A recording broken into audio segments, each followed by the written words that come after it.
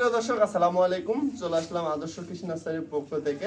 এই যে দেখতে পাচ্ছেন আল্লাহর অশেষ রহমতে যে ঘরের ঘাসের যে নিচের যে গোড়াটা দেখুন যে আসলে কতটা মোটা এবং কতটা দেখুন। এই যে দেখতে পাচ্ছেন আমার কিন্তু একটি লোগের থেকেও মোটা এই নিচের অংশ।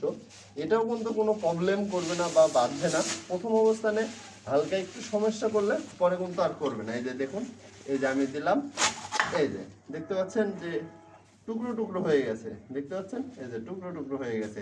কিন্তু এগুলো কিন্তু আর কোনো বিষয়ের ভিতরে পড়ে না। দেখছেন যে আসলে কোনো বিষয়ের ভিতরে পড়ছে না।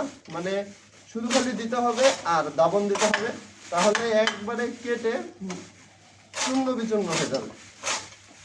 এই যে দেখতে পাচ্ছেন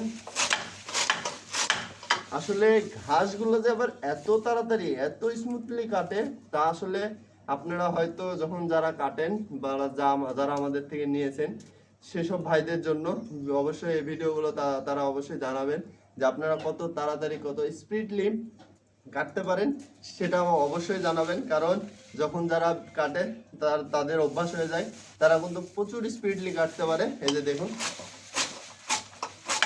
এই যে এভাবে কিন্তু কাটা কিন্তু আসলে সম্ভব। একটা ছোট ছেলেকে দিলেও কিন্তু সে কাটতে পারবে। তো আপনারা যারা আমাদের কাছ থেকে এই খড় এবং ঘাস কাটা মেশিনটা নিতে চান, ম্যানুয়াল জাতি বলে যাকে,